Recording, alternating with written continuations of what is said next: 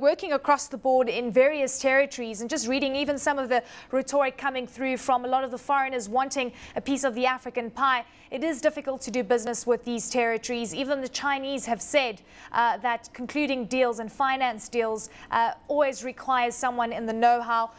Some of the biggest challenges that we keep talking about in Africa, is it the fact that there are so many territories just in one space, 53 countries? You're 100% right. You know, it's 53 countries with 53 regulations, different policies, etc. So definitely dealing in Africa, dealing with 53 countries, it's not just one continent. Helmut, let's take a look at some of the areas in which you specialize. We know the oil and gas sector, mining, metals, power and infrastructure across the board. When it comes to due diligence and ensuring that you are on the same page when it comes to regulations, give us some of the processes that you put in place. Well, you know, basically I think one of the most important things is to have people on the ground. You know, that is actually our specialization, to know the local rules, to know what is behind the local rules, and to actually know the people that set the rules.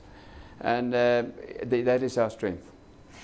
When it comes to, you know, clearly you're a middleman in very many senses, the kind of risk that you take on, I know that you also assist with a lot of hedging for various parties. How do you overcome those hurdles? Well, I mean, you know, I think it's experience. We've been in this game for very, very long. So, you know, people approach us and if they want to deal in Africa. So we're a middleman that can bring all the different parts together, different risk takers, and actually make a transaction work.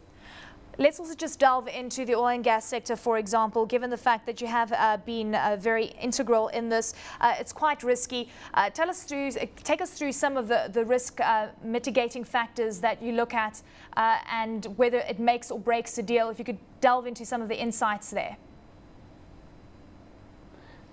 I think, you know, always one of the most important things is who are the people that you work with.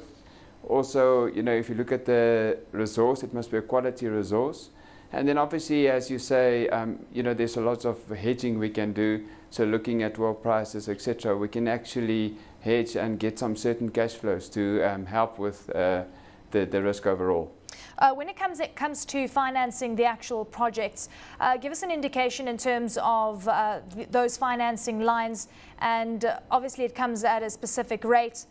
Do you use the rates that are in that country, or do you go on a different metric?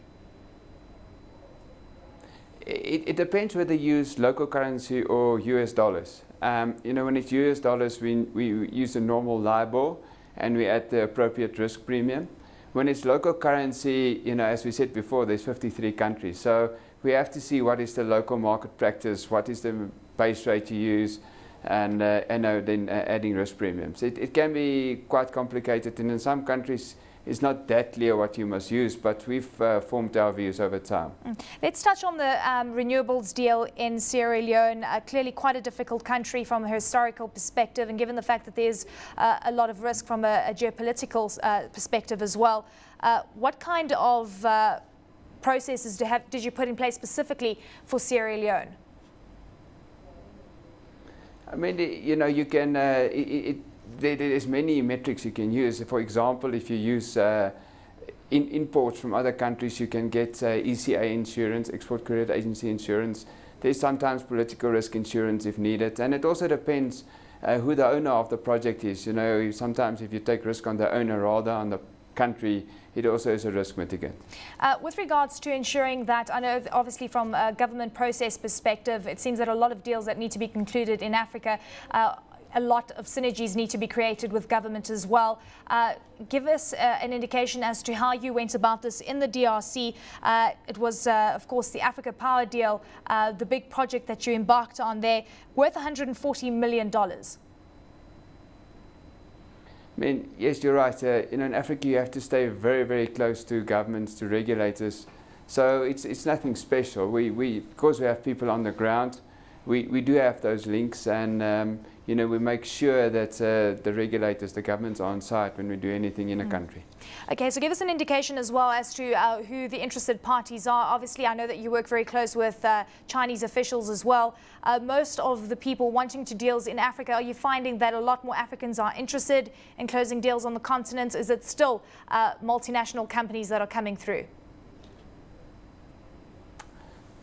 Yes, good question. I mean, countries are driving quite a lot to ensure that Africans get a piece of the pie, are owners, but still, you know, offtake is quite often Chinese or American, and your big multinational corporations play a role.